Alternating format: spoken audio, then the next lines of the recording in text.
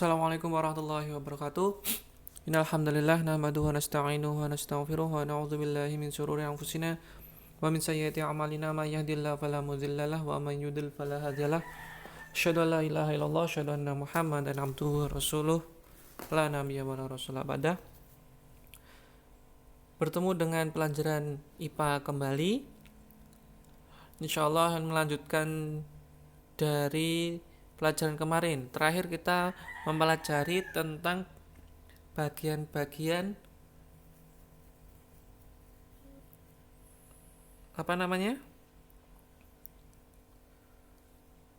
bagian-bagian mikroskop.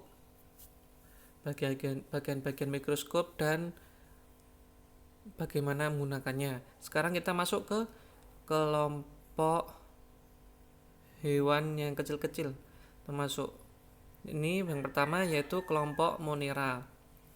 Kelompok Monera dibagi menjadi dua, yaitu bakteri dan Cyanobacteria. Untuk bakteri ciri-cirinya yaitu ada 4 bentuk bakteri, yaitu lonjong atau bulat, kokus, batang atau silinder, bacillus, lengkung atau koma, dan spiral atau spirillum. Memiliki alat gerak berupa flagella.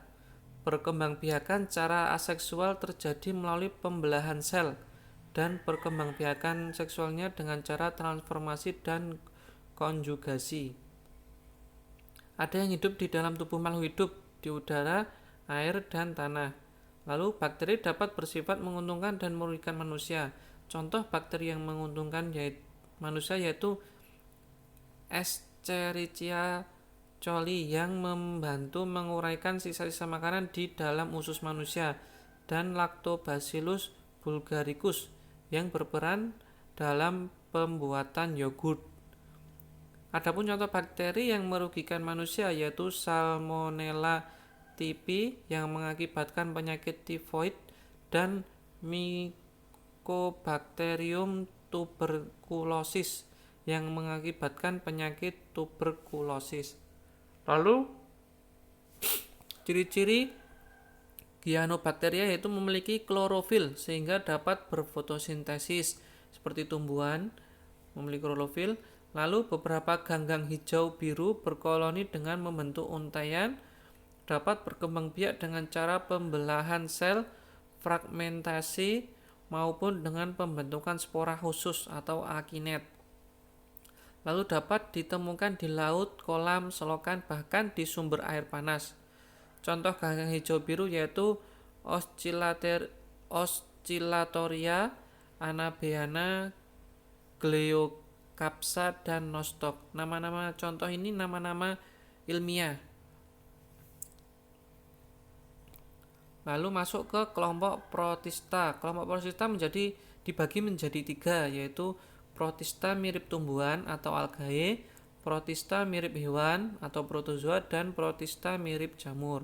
Untuk Protista mirip tumbuhan, ciri-cirinya memiliki dinding sel dan klorofil, bersifat autotrof, bagian tubuh dapat dibedakan bersel satu atau bersel banyak, reproduksi dapat secara seksual dan aseksual. Untuk contohnya Euglena sp, Laminaria sp, Euceuma sp, Chlorella sp, dan Palmaria sp.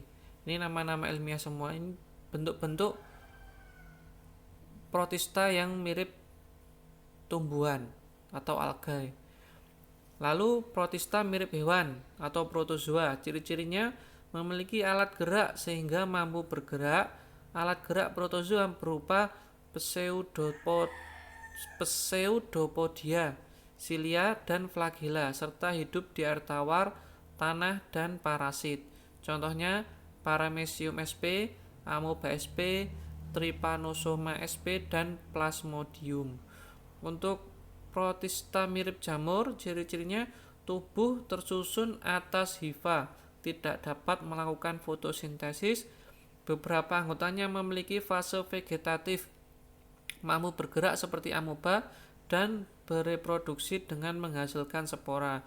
Contoh yaitu jamur air, Omicota meliputi Pito, Phytophthora sp, Pythium sp, serta jamur lendir Myxomycota meliputi Ceratiomyxa fruticolasa. Lalu masuk ke kelompok fungi atau jamur. Itu ada 4. Yang pertama Zygomycotina, mempunyai rizoid untuk melekat pada substrat, menghasilkan zygospora. Contohnya seperti Rhizopus stolonifer. Lalu Ascomycotina, ciri-cirinya mempunyai hifa bersekat dan berinti banyak. Struktur tubuhnya ada yang uniseluler dan multiseluler, lalu menghasilkan ascospora. Contohnya Neurospora crassa, seperti pada gambar di sampingnya ini contohnya. Lalu yang ketiga Basidiomycotina, ciri-cirinya struktur tubuh multiseluler dan bersifat makroskopis, dapat membentuk tubuh buah, bereproduksi secara aseksual dan seksual. Contohnya Volvariella fulvacea. Lalu yang keempat Deuteromycotina, ciri-cirinya hifa bersekat dan dinding selnya terbuat dari zat kitin. Hidup sebagai saprofit atau parasit. Reproduksi secara seksualnya belum diketahui. Contoh Epidermophyton, Phlocosum, dan Trichophyton. Seperti gambar-gambar di samping ini contohnya. Lalu di kelompok plantae dibagi menjadi 3. Pertama Bryophyta, lalu Spermatophyta, dan Pteridophyta. Kita masuk yang pertama, yaitu Bryophyta atau tumbuhan lumut. Memiliki ciri-ciri sebagai berikut. Tidak memiliki berkas pembuluh angkut xilem dan floem, sehingga tumbuhan lumut termasuk tumbuhan tidak berpembuluh. Lalu tidak memiliki akar, batang, dan daun yang sesungguhnya. Hidup di tempat-tempat lembab, lalu berkembang biak secara vegetatif menggunakan spora. Lalu daun hidupnya mengalami pergiliran keturunan antara fase vegetatif gametofit dan fase vegetatif yaitu sporofit. Ini contohnya Marchantia polymorpha. Ini seperti ganggang-ganggang di laut. Kalau pernah ke pantai mungkin lihat tumbuhan-tumbuhan yang sering kena hanyut di laut, di pantai, itu seperti itu. Bryophyta atau tumbuhan lumut. Lalu masuk ke Pteridophyta atau tumbuhan paku. Biasanya di nempel-nempel di pohon.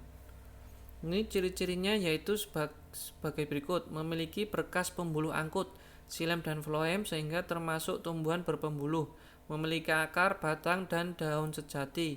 Habitat menempel pada pohon epifit dan ada yang hidup di tanah.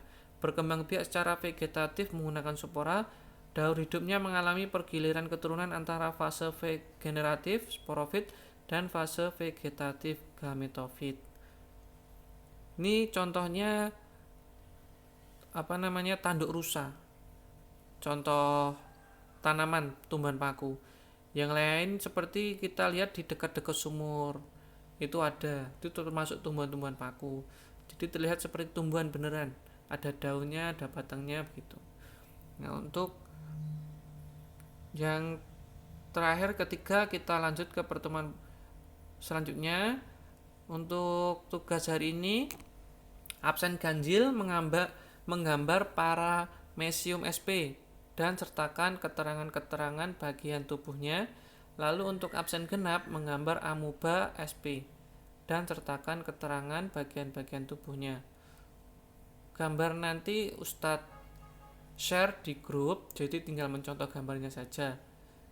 Jadi antara gambar teman yang lain dengan teman yang satunya bisa sama, tidak beda-beda. Mungkin cukup sekian untuk pelajaran IPA hari ini. Semoga selalu dalam kesehatan. Jangan lupa dikerjakan tugas-tugasnya. Jangan terlalu banyak game. Mungkin cukup sekian. Wassalamualaikum warahmatullahi wabarakatuh.